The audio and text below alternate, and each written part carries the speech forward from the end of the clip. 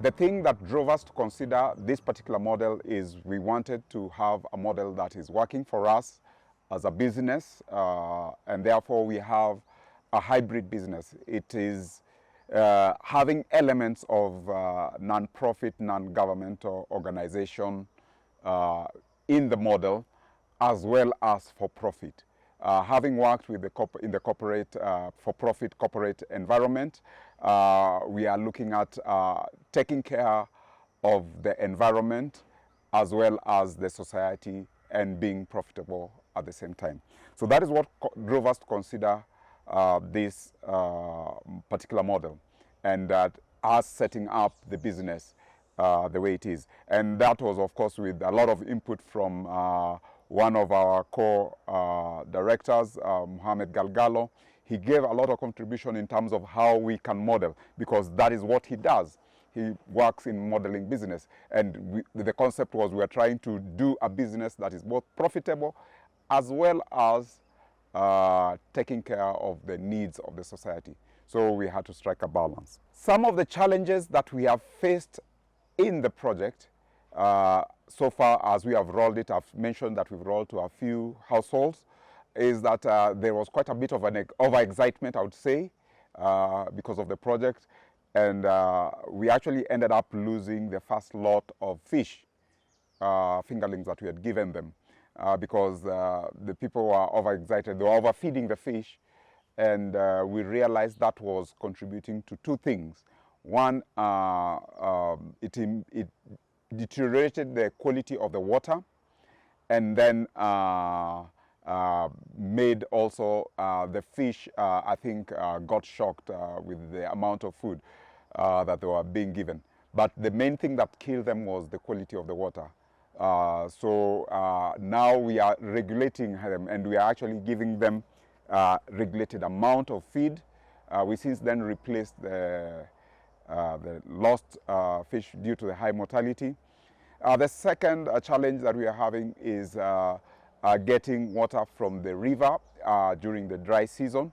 Of course, we have a river nearby, and pumping that water, sometimes that water is contaminated and gets to affect the fish. So those are the two immediate challenges that we've noticed. Of course, there are others that are societal.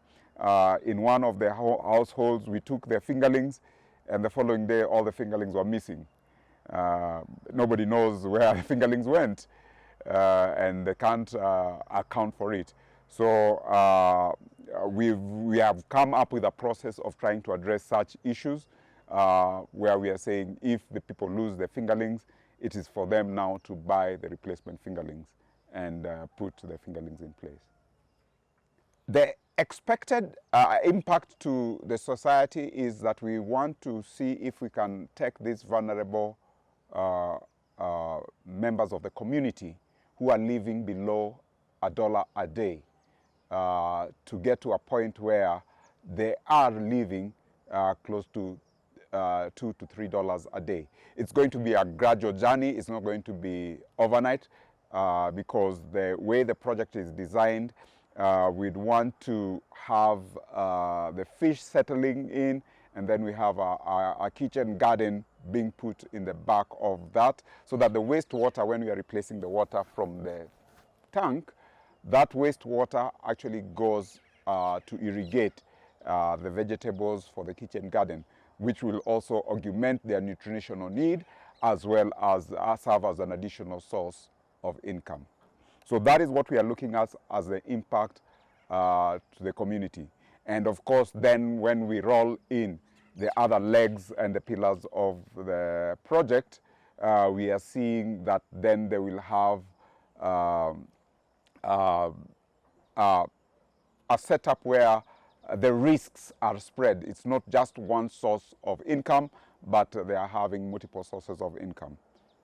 What we expect to gain from the project is ourselves as a business. We are looking at doing the value addition from the aggregated farm outputs. We are providing a ready market for the vulnerable people who will have engaged in the project. and we serve as an aggregator, and we will do value addition. So that is where we will come in. We'll offer them a good return to their investment, giving them close to 30 to 40% of their input costs, which we are actually going to provide them. And once we offer them that, when we are collecting the mature fish, that serves as our input for the value addition. So we'll want to process the livestock and get them to ready for the market. And we believe that we'll be able to offer the market a cost-effective source of white meat protein that will be affordable to even the people who are in the slums.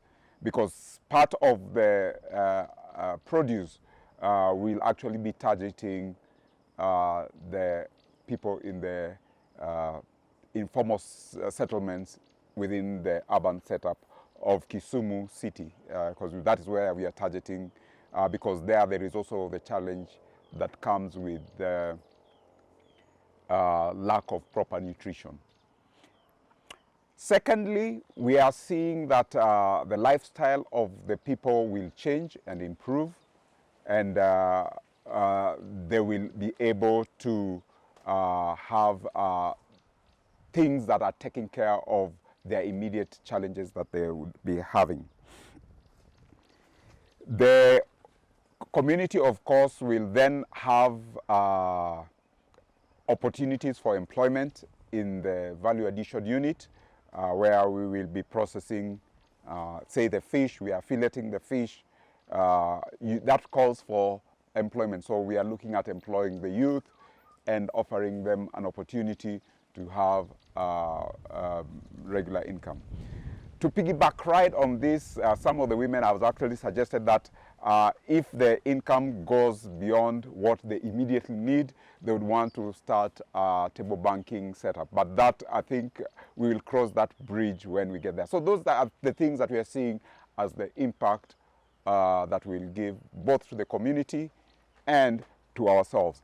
Now, to the environment, I mentioned that we have some agro processing. We have a sugarcane processing factory with an alcohol generation unit that is attached to it.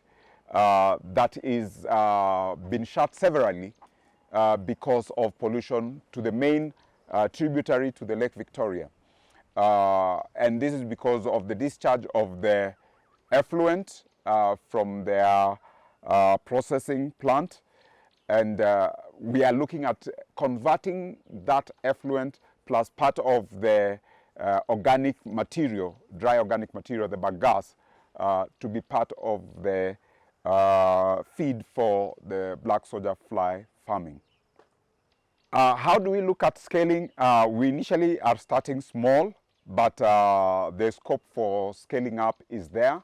We are looking at being able to convert all the waste that is being generated by the sugar processing factory. We are talking of close to 9,000 tons per day. We are talking about 9,000 tons per day of waste that is being generated. That is just the effluent. And then if you add the organic matter, that is actually even more. But we will not use all the organic matter. And then, of course, there's a nearby coffee pulping factory that we also are looking at incorporating in the project. And then, of course, the waste from these backyard projects, all are going to be aggregated, processed to be part of the feed as a recipe for the black soldier fly farming. So our immediate step is we are doing a pilot unit for the black soldier fly, but we are looking at upgrading that by incorporating the whole waste stream from the factory into the feed stock for the black soldier fly.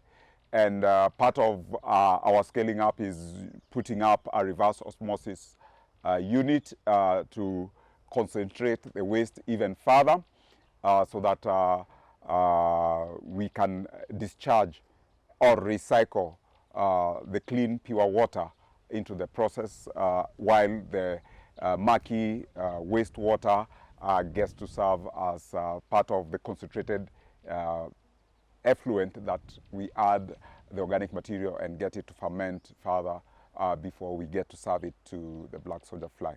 So that unit, it's something that we are looking at, and to have a capacity to be able to handle 9,000 tons of waste per day, that calls for a big capacity.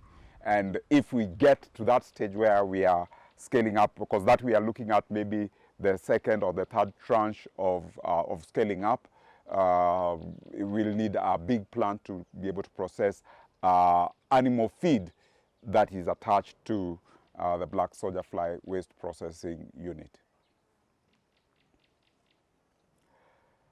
Well, we are considering starting with the immediate environment. We are identifying the vulnerable people within our local environment.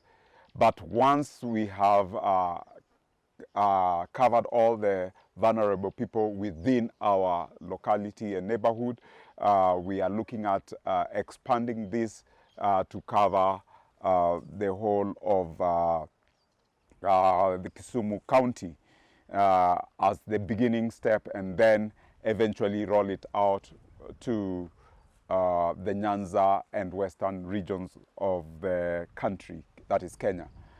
So the scope of expansion is there. From the government statistics, it's reported that about 300,000 households within this region that we are identifying are living below the poverty line. That is $1.50 a day as a household. So those are the people that we will be trying to recruit and co-opt into the project so that we can be able to pull them up and get them to settle. Culturally, yes, we've identified that there are challenges that are attached to this, because our perspective and our expectations will be very different from the people that we are targeting with the project because of the different perspectives. What we consider as important might not be important to them. So we'll have to engage with them and have those exposure sessions where we are showing them different ways of looking at issues and exposing them to consider. We will not be able to force them to adopt what we want, but we'll want them to consider some of the things that we are considering important. Example being taking the children to school, upgrading their homestead by changing the structure and getting it to be better. But we can't force them. We'll just expose them and show them that those are the needs. In fact, one of the women that we had approached said that it's good that we are approaching women because if we did men, culturally they would say that the additional income would call for addition of wives. So they would have polygamy as part of the setup. But that is a cultural issue that we will be trying to sensitize them and engage with the community and see that they are actually putting the additional income to proper use rather than wasting it in things that we might consider as not necessary, while they may consider it as necessary. So how do we get to change the perspective and get them to see the importance of what we consider as important, especially taking care of children and making sure that the nutrition needs of the children is well taken care of, and then addressing the other basic needs like having a good habitation area and getting water supplied into the homestead, sanitation. Those are the things that we will want to try and sensitize them to be able to consider. The challenges that we are currently facing is that we are limited in cash because we are using our own resources, and that has limited us. Initially, when we were scoping the project, we would have desired to have rolled out the project to 100 households.